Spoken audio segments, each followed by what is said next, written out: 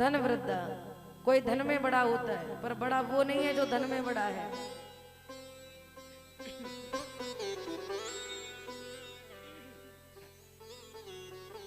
और एक बात बताओ, चाहे धन में बड़ा हो या छोटा, मरना तो सबको निर्धारित समय पे ही है। सही बात है कि नहीं? क्या आज तक किसी ने धन की वजह से ज्यादा उम्र पाई है? रावण के पास में सोने की लंका थी, तो क्या रावण हमेशा जिंदा बना रहा? वो भी मर गया।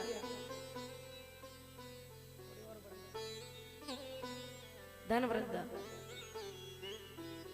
88,000 ऋषियों ने कहा सूत जी कोई धन में बड़ा होता है, बल वृद्धा कोई ताकत में बड़ा होता है, पहलवान होता है, आयु वृद्धावस्था कोई उम्र में बड़ा होता है, लेकिन बड़े वो नहीं है जो धन में बड़े हैं, बड़े वो नहीं है जो बल में बड़े हैं, बड़े वो भी नहीं है जो उम्र में बड़े हैं। पर बड़े कौन है? बोले तेज सर्वे अपि ज्ञान वृद्धाश्च, बड़े वो हैं जो ज्ञान में बड़े होते हैं। विद्वान सर्वत्र पूज्यते, बड़े वो हैं जो ज्ञानी हैं, जो समझदार हैं, वो बड़े होते हैं। उम्र से कोई बड़ा नहीं होता, समझदारी से बड़ा होता है। 88,000 ऋषियों ने कहा कि हम उम्र में बड़े भले हैं, और आप उम्र में छोटे हो लेकिन करोड़ों सूर्यों के समान हो।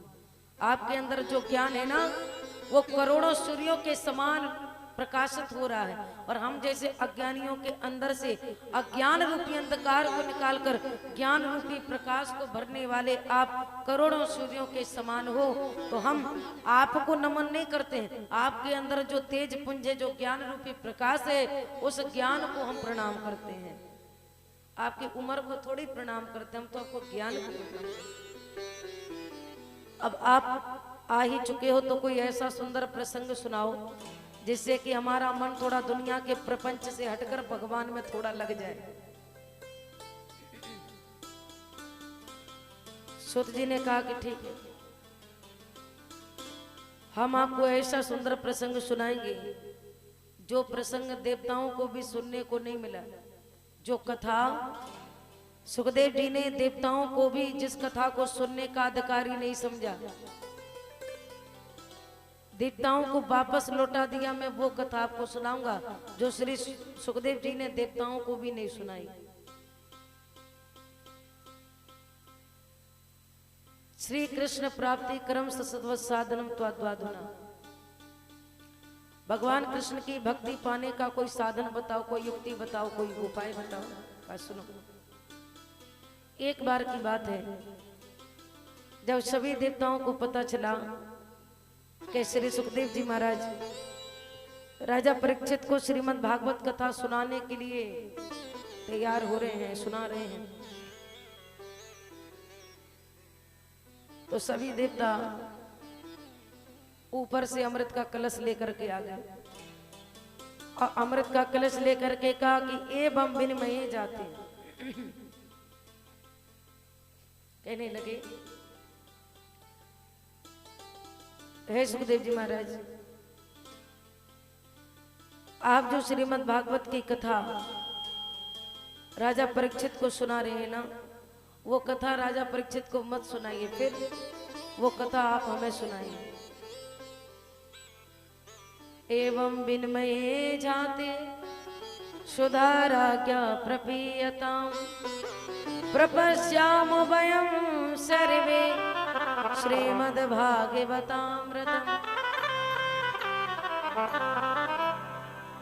काम कीजिए। आप राजा परीक्षित को भागवत क्यों सुना रहे हो? क्योंकि राजा परीक्षित को 7 दिन में मरने का श्राप लगा, तो उनकी मुक्ति के लिए भागवत सुना रहे हैं। देवताओं ने कहा तो एक काम कीजिए कि अमृत का कलश लेकर के जाओ, राजा परीक्षित को अमृत पिलाओ। अब जब राजा परीक्षित अमर हो जाएंगे, मरेंगे नहीं, तो भागवत हमें सुनाओ। क्या कहा? देखो, 1-2 दिन तक भागवत समझ में नहीं आती, अच्छे अच्छों की नहीं आती। भागवत तो तब समझ में आती है बोले जब कन्हैया का जन्म हो, तब फिर लगता है जन्म हो रहा है, फिर गोवर्धन पूजा है, फिर शादी है, और 3 दिन क्या हो गया ये तो पता ही नहीं चलता। 3 दिन की जो कथा है ना, वो ज्ञानियों की कथा है। किनकी है? अच्छे अच्छों के दिमाग में नहीं उतरती 3 दिन कथा। महाराज बोलो जय श्री राम, इसमें आपकी गलती नहीं है। भागवत की जो 3 दिन की कथा है ना, उसमें करोड़ों कथाएं आती हैं। अब एक कथा हो तो लोग ध्यान से सुन ले और समझ ले। अब 3 दिन में माला 300 कथा आ जाएंगी, तो बेचारे कौन कौन सी कथा याद रखें। बोलो जय श्री राधे। बीच बीच में बोलते जाओ। देखो हम 10 दिन से 6 घंटे रोज बोल रहे हैं, फिर भी बोल रहे हैं ना। और आप लोग आज पहले ही दिन में महाराज जय जय सीताराम हो गई। जय श्री राधे, जय श्री राधे, जय श्री राधे, जय जय श्री राधे।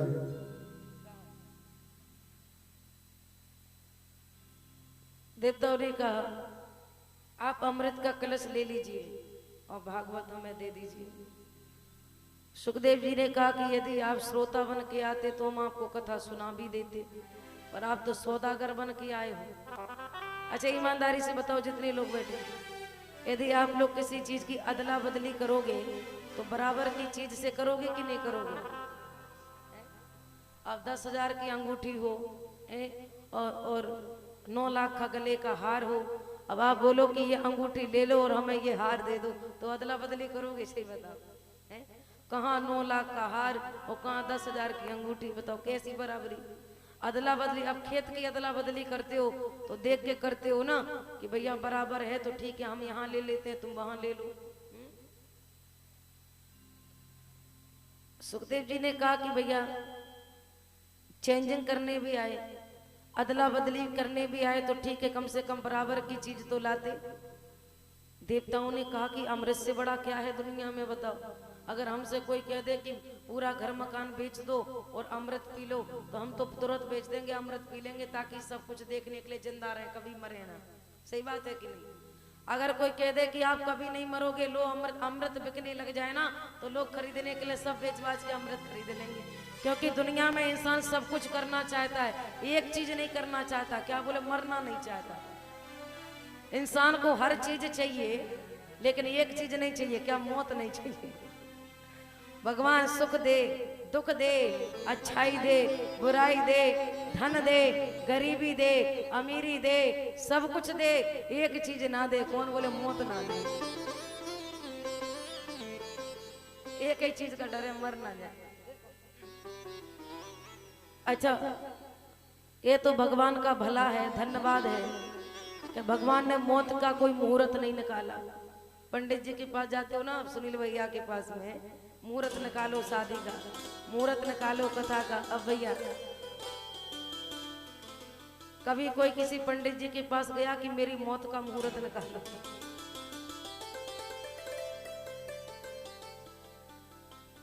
कि मैं कौन सी शुभ घड़ी में मरूंगा।